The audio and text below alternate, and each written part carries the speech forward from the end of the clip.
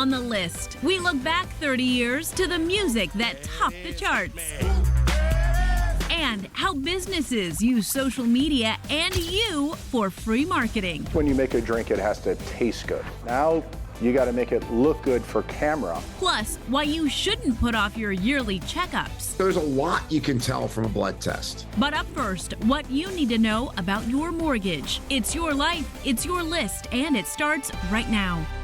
Hey guys, I'm Christina Guerrero. And I'm Jimmy Rhodes. And rates for home loans are finally beginning to ever so slowly go down. Yes, but after last year's craziness, a lot of people cannot shake the fear that things could take another bad turn and they could lose their homes. Well, let's help put those fears to rest. Jackie Denker has tips to avoid a home foreclosure. And that's our featured story at the top of the list.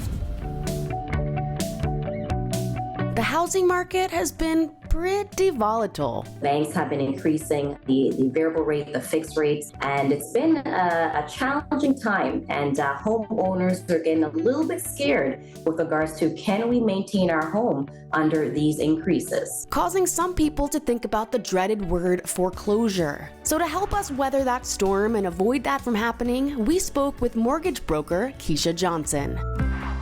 First up, she says you may want to look into taking out a second mortgage. You may be in a situation where maybe you need to get to money, maybe to pay out some debts, maybe for school, maybe for a business, whatever it is. And it's not ideal right now to renew or refinance your mortgage because of the high interest rates. So instead, get a second mortgage or a HELOC, a home equity line of credit, at a lesser interest rate to try to bridge that gap in the meantime until hopefully interest rates start to go down. And then you could combine that HELOC or that second back into one first mortgage. Another option is to extend your mortgage amortization. So amortization is the life of your mortgage. How long are you going to take to pay off your mortgage over a course of time? The lower the amortization is, the bigger your monthly mortgage payment is. So if you're able to extend that amortization, it stretches that monthly payment over a course of those years. And each bank is different, so speak to your bank and see if they do offer extended amortization. And if they do, it might help. Moving along with, go for shorter mortgage terms. Interest rates right now, of course, are high. So you do not want to be in a situation where you are locking into, let's say, a 5-year fixed rate. Because if the interest rates start to go down, you have maybe 2 years left in this because you locked into a long mortgage term. So she suggests to go for short terms. Just to make sure that if the rates do go down, and we do anticipate that they will, you can come out of that mortgage, right, without having to face a hefty penalty. And finally, as a last resort, defer mortgage payments. Deferred payments is when your bank allows you to skip payments. They'll assess your particular situation and see how much time they can allow for you to skip those payments. But this is an absolute last resort because this can look bad on your credit. While you may be skipping payments now, remember you will have to catch up, all right? And so those payments may be tacked on to the back end of the mortgage, but life happens. And if this is the only option that you have to keep your home, reach out to your bank. Making sure we keep our homes by getting ahead of a foreclosure is at the top of the list. Guess what? You may be at the center of a major ad campaign without even knowing it. That's because every time you visit a store or restaurant and post about it on your socials, you're helping them market their product. And these places are all in too. So here are some of the things they're doing to make their locations insta-worthy. At this Scottsdale nightclub, 50 Shades of Rosé, you might feel compelled to snap some pics and post them on your socials. This is like crowdsourcing your advertising, isn't it? 100%. You're getting marketing for free. People are posting for you and getting your business out there for you. We met with designer Sydney Crimmins and co-owner Ben Foreman to learn how they made this place so insta-worthy. First, Sydney created backdrops that pop. You have flowers all over the place. Absolutely. It's amazing. 50 Shades of Rosé is girly and it's sexy and it's fun and unique. And it's a popular spot for birthdays and bachelorette parties. Where did you get this? Is this vintage? Yes, and then we had the idea of painting it and kind of making it one of these really fun moments where people can take pictures. I love the depth of this space. I love how it's all shimmery. You have an anchor here that's totally posable. Absolutely. You have that great phrase on the mirror. And then when you turn, the unisex bathroom is completely different, but still on brand. That's what you want. You want to create multiple experiences in one space. And they're all cohesive, but they're a little different. Next, cocktails can also generate buzz for businesses on social media. First, when you make a drink, it has to taste good. Now, you got to make it look good for camera. And taste good. And taste good, right? This year's called the Snow Globe, hard seltzer poured over a boozy popsicle with edible glitter. Now my stomach's like a disco. This drink, called the Hubba Bubba, tastes like the bubble gum we enjoyed as kids. It contains a mix of vodka, gin, lime juice, simple syrup, and plum bitters. Holy cow, that tastes exactly like original flavor Hubba Bubba. Sure does. And this last one's called a group cocktail, and yeah, it's meant to be shared. Wow! I've never seen one of these. An entire bottle of champagne fits into one very large glass, sweetened with guava puree. So this is not a serving for one? I mean, it depends on how thirsty you are. Besides camera-friendly cocktails, places around the globe are all in when it comes to wowing visitors. Insta-worthy is everywhere. What's the craziest one you've just seen ever? Well, naturally, it's Las Vegas. There's a bar called Catch, and they have an amazing entrance. Catch is a restaurant at Vegas's Aria Hotel. Ceiling to floor flowers, and it's one of the craziest ones I've seen because there are thousands and thousands and thousands of flowers. And not only businesses, but entire cities try to get you to post on your socials by adding lit displays like this one in London and artsy structures such as this bridge in Malaysia. People are looking for that when they go out. So if you're not creating a vibe, you're missing a beat. Absolutely. And that's how places are working hard to be Insta-worthy, so you'll help promote them. When it comes to learning about your health, from diseases to deficiencies, there is no substitute for a blood test. To make you a better educated patient, we asked the author of Your Blood Never Lies about the basics of blood work.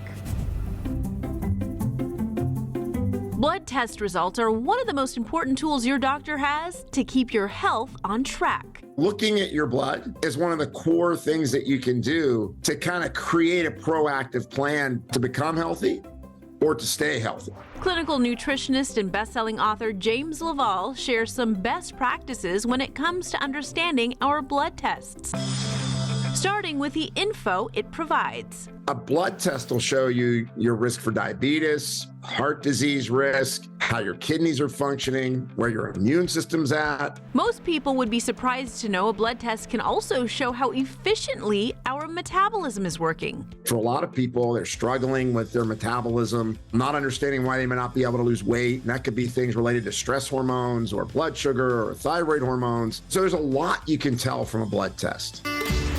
Next up, it's important to understand certain markers or annotations on a blood test, especially since the U.S. is in a full-blown diabetes epidemic, according to James. Half of the U.S. population is either a person with diabetes or they are pre-diabetic. He says the majority of us need to pay attention and ask our doctors about the following markers. Glucose, hemoglobin A1C, which is a long-term marker for how you're controlling your glucose. And then I like getting insulin to find out, are you making too much insulin? Are you insulin resistant? Those are three really important markers. He says to have a conversation with your doctor about your numbers so you can stay on a healthy path.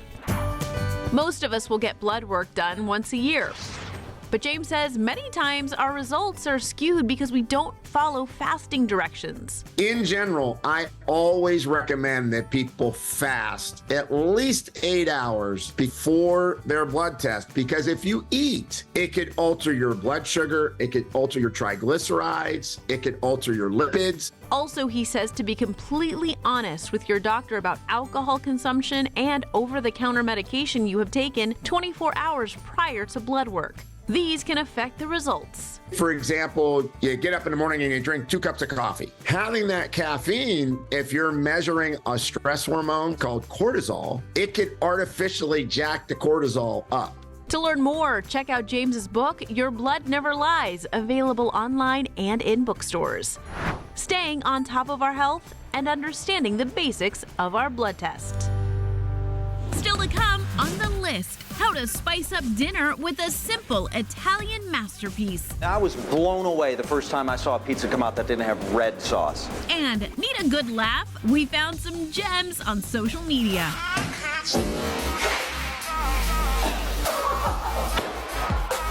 Plus, the breakout songs that altered these artists' careers.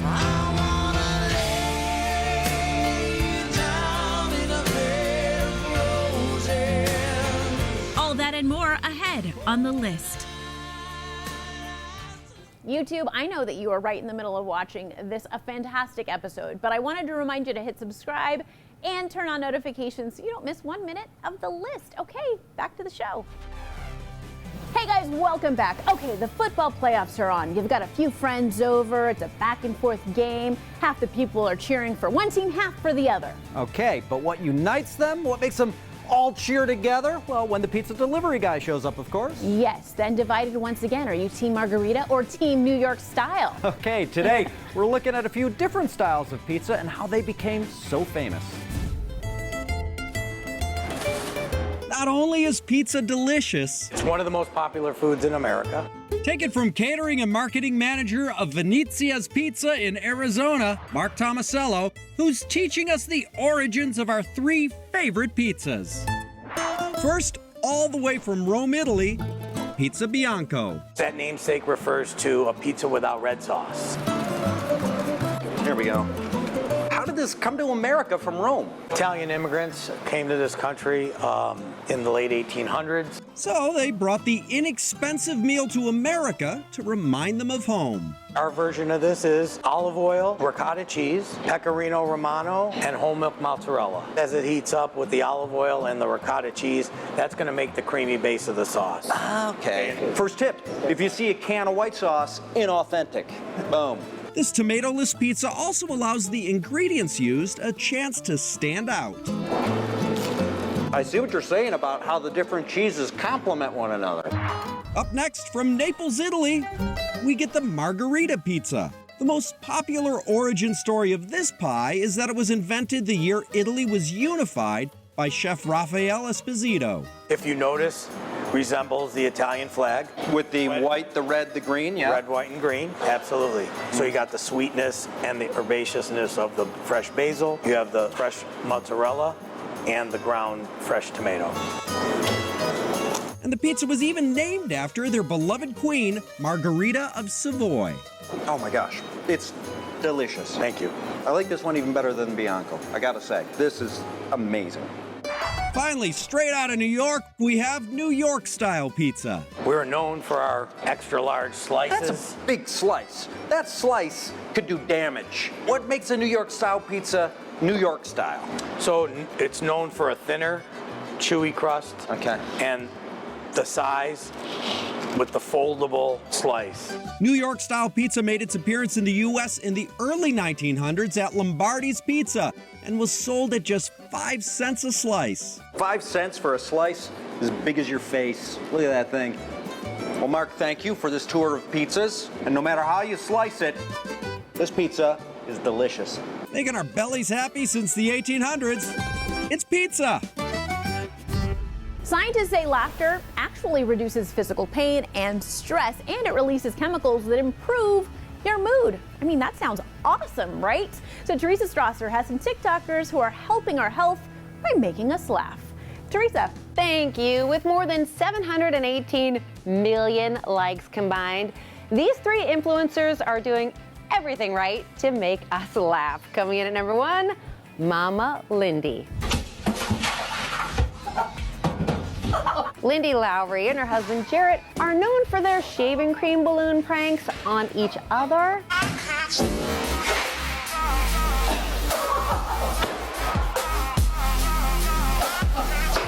They have found so much joy in pranking each other that they even started to include the entire family. Hey, yeah. If you're like me, only thinking, wow, how do they clean that all? Well, trust me, it is a group effort. At number 2, Sheena Milwani. Your phone. Oh, I'm pausing. 1 minute. No. Can you bring chips when you come back? I'll get the kitchen to bring you chips. This is bloody brilliant. Sheena started her channel by making videos on TikTok, which her husband Dinesh would interrupt, making these hilarious comments. Hello? Hi. Nothing suspicious going on here. What is that? You amending my will? And now he's taken on the role of influencer's husband and started making his own videos with Sheena. Today's episode of Lifestyle of the Cold and Stupid, we have the influencer sitting atop a box. My butt is cold. You're not embarrassed? See, that is the type of authenticity that we appreciate in our influencers. And last on our list of TikTok influencers making us laugh, Jake's funny. Dad, did you want the chewable laxatives or the suppositories? Jake Gould moved in with his dad, Daniel, and has spent every day embarrassing and pranking him, including buying a billboard just for him. That's my dad, and this is his face when he realized that I just pranked him by making him the face of hemorrhoid billboards all over Los Angeles. And while Jake shares tons of prank videos of his dad, he also shows him how much he appreciates him. Where did you get this? The bank. It's yours. You don't even have a job. Okay, we've been through this. My job is torturing you, so consider it rent money for the last year. Fair. Those were some influencers making us laugh. More to come on the list. Stay right here.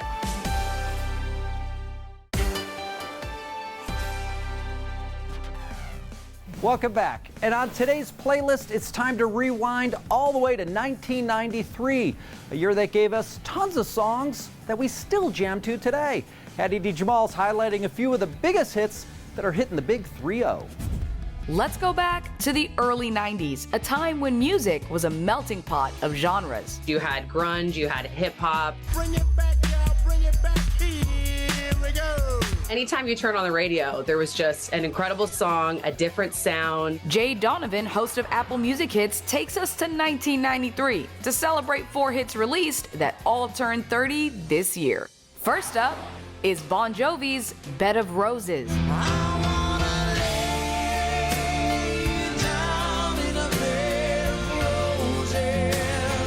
The song gained chart success after it was released as a single in January of that year. Bon Jovi, Bed of Roses music video is definitely a turn for them because they're this rock band. They do this love ballad, shows Bon Jovi really maybe lamenting or regretting the life of a rock star. It's such a departure from the rock and roll Bon Jovi that we know and love and we sing drunk in bars. We move on to a hit by Tina Turner, I Don't Wanna Fight. I don't care who's wrong or right. I don't really wanna fight no more. The single was recorded for her biopic, What's Love Got to Do with It? You know, she's got this semi-autobiography out with Angela Bassett, and she's about to go on tour again in North America. And as a woman in her early 50s, like, that was really unique and special at that time. Our next 90s hit is by Janet Jackson, titled That's the Way Love Goes. The Grammy-winning song topped the Billboard Hot 100 for 8 weeks. This is a Janet who is breaking free, doing her own thing. It's just one of Janet Jackson's biggest hits to date. Such a great memory at the time, especially in her career. Let's wrap things up with Whoop There It Is by the rap duo Tag Team. The one-hit wonder sold over 4 million copies and was ranked the second biggest single of '93. I love it because the guys are like, you know, we really wanted this song to be like a positive, encouraging party song. And it really has become that. That song has like the staying power that I don't know that, you know, a lot of songs do. It's just so special. Let me hear you say, A 30th anniversary celebration for some 90s music gems on the playlist. Oh, that song, Whoop, There It Is. Yeah, it takes me back to middle school dance battles. I never did the dance battles, you know, because I'd always win. Of course. But these days, I would certainly battle it out if I think you're pronouncing something wrong. Yeah, it's true. Coming up, is it Pittsburgh or Pittsboro? Yeah, Jimmy's fired up for last on our list. That's next.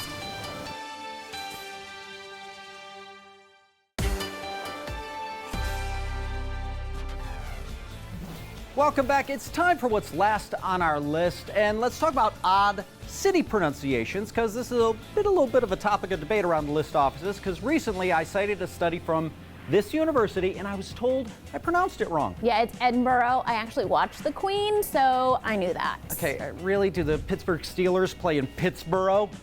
Okay, Edinburgh, though, Jimmy, is Scottish. Well, I'm boycotting their tape. How about that?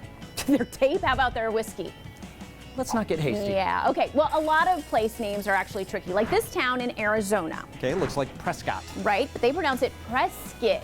Okay, so the starting quarterback for the Dallas Cowboys is Dak Prescott? No, there is a backstory, though, for this one. According to the author of Prescott, A Pictorial History, the founding family changed the pronunciation of their name after the Revolutionary War to signal their allegiance to the American side. And you know, there are actually a ton like these, like this city in Massachusetts. Okay, that looks like Gloucester. Okay, it's actually Gloucester, according to the locals. Oh, Similar to this one, which is Worcester or Worcester. Okay, Worcester, Mass. Shouldn't the letters in the word have something to do with how you say it? This coming from a guy with letters in his name that are useless. R-H-O-A-D-E-S. But it follows the rule of American English pronunciations. Nobody's guessing my name is Rohades. Yes, but by your logic, we should be calling you Jimmy Rohades from now on. Okay, that's fair. Friends, that's what's last on our list. Thanks for YouTube, thank you for watching, and we need to have a talk. I have questions, things to request of you. Please like this video, leave us a comment, make it kind or constructive. We're open to constructive criticism. And then why not hit the subscribe button, and that way you'll never miss a list, huh? In fact, speaking of missing episodes, if you missed any of these, boom, queued up right for you. Enjoy.